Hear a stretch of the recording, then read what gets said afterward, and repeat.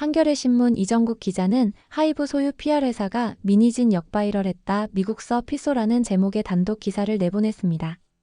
미국 홍보회사 존스웍스와 이 회사 설립자 스테파니 존스는 지난 8일 미국 뉴욕 남부연방지방법원에 태극 PR 설립자 등을 피고로 한 수정 소장을 냈는데 소장에는 미니진 OK 레코즈 대표가 역바이럴 공격 목록에 포함됐다는 것입니다.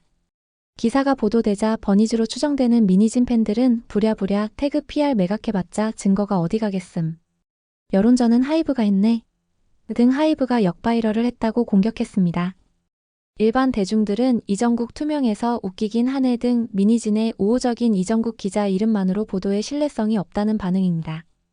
하이브 측은 해당 이슈는 하이브나 하이브 아메리카와는 무관한 법정 분쟁에서 나온 내용으로 당사자 일방의 주장이라며 소장에 적시된 것과 같은 내용에 관여한 바 없다고 반박했습니다. 그런데 미니진 등 목록은 태그 PR이 만든 게 아니라 태그 PR이 만든 것 같다고 그냥 상상력으로 소장에 집어넣은 것에 불과합니다. 판사의 판결문이 아니라 뉴진스 변호사가 전속계약 해지 사유로 제시한 소장 내용처럼 변호사의 일방적 주장 자료 목록일 뿐입니다. 만약 저게 하이브가 미니진 역바이럴 했다는 증거가 된다면 하이브가 목록에 나오는 올리펜스 야동 배우도 역바이럴 했다는 황당무계한 소리가 됩니다. 도대체 무슨 일이 있었던 것일까요? 자세한 이야기 지금 시작합니다. 한겨레 신문은 10일 저녁 단독 하이브 소유 PR회사가 미니진 역바이럴했다 미국서 피소라는 제목의 단독 기사를 보도했습니다. 우선 기사 내용부터 살펴볼까요? 하이브가 인수했다가 최근 매각한 미국 홍보회사 태그 PR 관계자 등이 조직적인 온라인 공격에 가담했다는 혐의로 피소됐다. 이 과정에서 하이브와 갈등 중인 미니진 OK 레코즈 대표 전 어도어 대표가 공격 목록에 포함됐다는 주장이 제기돼 파장이 예상된다. 미국 홍보회사 존스웍스와 이 회사 설립자 스테파니 존스는 지난 8일 현지 시각 미국 뉴욕 남부연방지방법원에 태그 PR 설립자 등을 피고로 한 수정 소장을 냈다. 10일 한겨레가 입수한 소장을 보면 원고는 지난해 5월부터 태그 PR 설립자 등 피고들이 자신들의 고객을 빼앗기 위해 조직적인 스미어 캠페인을 벌였다고 주장했다. 스미어 캠페인은 특정 인물과 조직을 표적으로 삼은 부정적 홍보를 뜻하는 용어로 이른바 역바이럴과 같은 의미다. 원고는 이에 대해 손해배상과 징벌적 손해배상, 변호사 비용 등을 청구했다. 원고는 태그 PR 관계자 등이 루머성 주장, 온라인 게시물, 기사보도 등을 동시에 활용해 자신들을 공격했고 할리우드 배우 등 다른 인물에게도 유사한 공세를 펼쳤다고 주장했다. 이 과정에서 익명 온라인 누리집, SNS, 온라인 매체 기사 등이 함께 쓰였다고 덧붙였다. 소장에서 눈길을 끄는 대목은 예시를 든 공격용 누리집 목록이다. 원고는 소장에 발견된 유사한 방식의 공격 누리집과 소셜미디어들을 열거하면서 그 가운데 하나로 미니진닷넷을 제시하고 한국 레이블 어도어의 전 최고 경영자 미니진을 공격하는 사이트라고 적었다. 이와 함께 미국 배우 알렉사 니콜라스, 인플루언서 페이지 히메네스, 환경운동가 타마라 루빈 등 여러 인물을 겨냥한 누리집 주소도 함께 제시했다. 이들 또한 피고가 만들었다는 것이다. 미니진닷넷은 현재 존재하지 않아 어떤 내용이 담겼는지는 확인되지 않는다. 도메인 정보 서비스 후이즈에서 미니진닷넷의 정보를 확인한 결과 해당 누리집은 하이브가 태그 PR을 인수한 직후인 지난해 9월 27일 생성돼 꼭 1년 뒤인 지난 9월 27일 폐지됐다. 지난해 9월 27일은 민 대표가 한 카드회사 주최 강연에 강연자로 출연한 날이기도 하다. 앞서 하이브 미국 법인 하이브 아메리카는 지난해 8월 태그 PR 지분 51%를 인수해 종속 회사로 편입했다. 이후 하이브는 올해 3분기 분기보고서에서 태그 PR 지분 전량을 처분했다고 공시했다. 미니진닷넷 운영 기간과 회사 인수 매각 시기가 얼추 들어맞는다. 원고는 이 누리집들이 동일한 특징 각본 디지털 지문을 공유한다고 주장했다. 회사 기밀 등을 경쟁사에 빼돌린 정황 등으로 해고된 존스웍스 전 직원이 반납한 휴대전화와 누리집 등을 디지털 포렌식한 결과 누리집의 구조와 작성 패턴이 유사했다는 것이다. 소장은 포렌식 자료에 누리집 개설 제한, 언론 기사 아이디어, SNS 확산 방안 등이 포함됐으며 피고들이 거짓 비방 누리집과 SNS 계정을 만들어 자신들과 의뢰인의 적들을 겨냥하는 소규모 사업체를 운영했다고 적었다. 해당 증거는 미국 법원의 증거 개시 절차 디스커버리를 통해 공식 제출됐다. 미국 사법 체계에선 거짓 증거를 제출할 경우 일방적 패소와 형사처벌 등 불이익이 크다.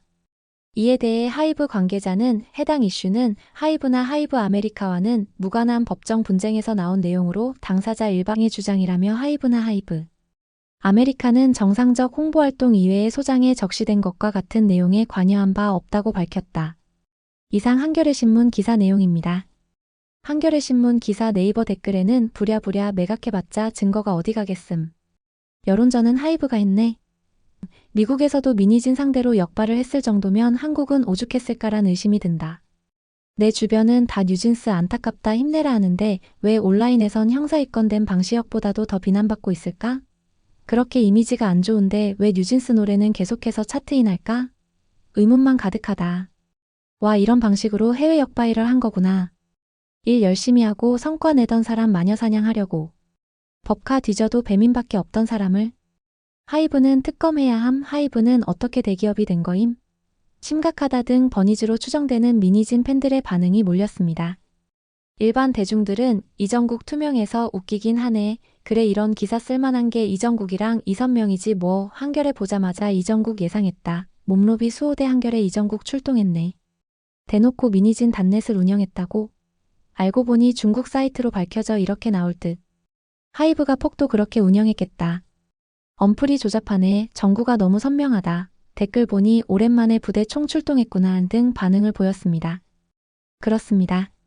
먼저 한겨레 이정국 기자는 그간 미니진 편에서 줄곧 일방적 기사를 써왔다는 점에서 신뢰성에 의문을 제기하는 사람들이 많습니다. 이정국 기자는 지난 3월 홍콩에서 진행된 뉴진스 NJG 신곡 무대에도 다녀오는 등 그간 미니진과 뉴진스를 일방적으로 찬양하는 기사는 물론 작년 11월 뉴진스 아일리 표절 공방 3년 차이로 기획안이 닮았다는 단독 기사 등 편파 왜곡 보도를 일삼았습니다.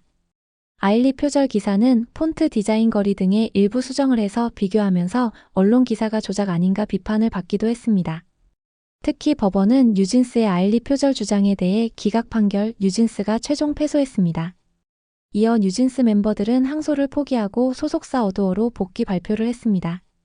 심지어 이정국 기자가 지난 4월 뉴진스 둘러싼 기이한 과열 보도 김세론 떠난 지 얼마 됐다고라는 제목으로 뉴진스 옹호 보도를 하자 고상록 변호사는 김세론 씨의 비극적인 사망 사건을 이번 뉴진스 사안과 연결지으신 부분은 매우 유감이라며 저는 두 사건이 본질적으로 전혀 다른 문제라고 생각하며 언론이 잘못된 비교를 통해 대중을 오도해서는 안 된다고 본다. 고인의 안타까운 죽음을 이 사안에 끌어들이는 일은 지양되어야 한다라고 비판했습니다. 그렇다면 한겨레 기사의 출처인 소장을 살펴볼까요? 미국 홍보회사 존스웍스 LLC 및 스테파니 존스는 제니퍼 아벨, 멜리사 네이선, 저스틴 발도니, 웨이페어러 스튜디오 LLC, 제이미 히스, 존도 등을 상대로 미국 뉴욕 남부지방법원에 민사소송을 제기하는 수정소장을 지난 8일에 제출했습니다. 이번 민사소송은 배심원 재판 요구입니다. 존스 측은 매우 공격적이고 부정적인 온라인 콘텐츠를 정기적으로 제작하여 그들의 명성을 훼손하려는 명백한 의도를 갖고 있다는 사실이 드러났다며 이로 인해 천문학적이고 전혀 근거 없는 부정적인 소문, 온라인 담론, 언론 기사가 급증하여 심각한 평판 손상을 입었다고 주장했습니다. 그리고 공격 가능성이 있는 목록도 열거했습니다. 소장 작성자는 크리스틴 페터 변호사였습니다. 결론적으로 소장에 적힌 것은 단지 원고 측 변호사가 법원에 제출하기 위한 소장에 불과하다는 것입니다. 그냥 일방적 주장일 뿐입니다. 판사가 작성한 법원 문서가 아닙니다. 예를 들어 법무법인 세종이 뉴진스 계약 해지 사유 주장을 소장에 줄줄 나열했던 것과 똑같습니다. 법원은 전속계약 유효 확인 소송에서 뉴진스의 11개 주장 모두를 기각한 바 있습니다. 법무법인 세종이 제시한 미니진 대표이사 교체, 신뢰 파탄, 아일리 표절 등 전속계약 해지 사유 11가지 모두가 법원에서 인정받지 못했던 것입니다. 이정국 기자는 일방적 주장의 소장을 갖고 마치 법원 피셜 문서인 것 마냥 퍼뜨리는 기사를 쓴 셈입니다.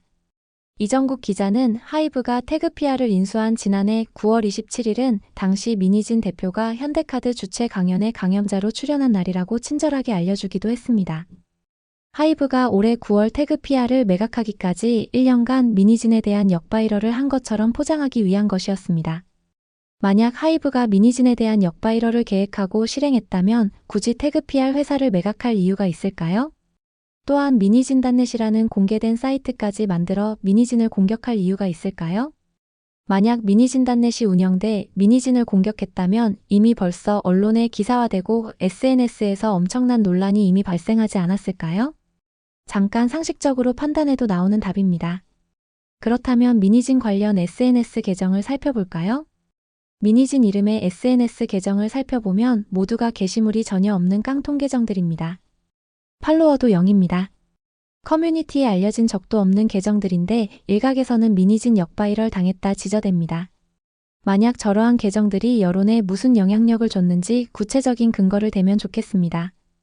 더욱이 SNS 계정 주소를 보면 서울 성동구 왕십리로 SM엔터테인먼트 주소와 같습니다.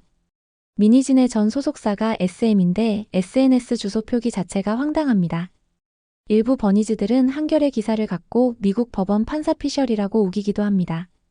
소장 내용은 태그 PR에게 피해를 당했다고 주장하는 고소인의 소장 내용이고 나 말고도 당한 사람들이 있는 것 같다. 패턴이 비슷한 거 보니 이 사람들도 피해받은 것 같다는 정도 내용에 불과합니다. 고소인이 그냥 자기가 당한 공격과 비슷해 보이는 것들 모두 모아서 목록으로 열거한 것입니다. 그런데 그 증거라고 넣은 것도 별 내용도 없는 미니진 단넷이랑 활동도 없는 깡통 계정 몇 개가 전부였던 것입니다.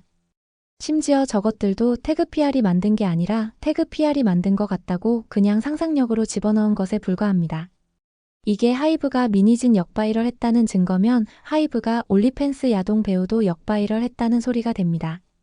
목록에는 미니진 이외 올리팬스 야동 배우 페이지 히메네스도 이름이 있기 때문입니다. 결국 이정국 기자의 기사는 그냥 하이브 흠집내기 목표가 아닌가 싶을 정도입니다.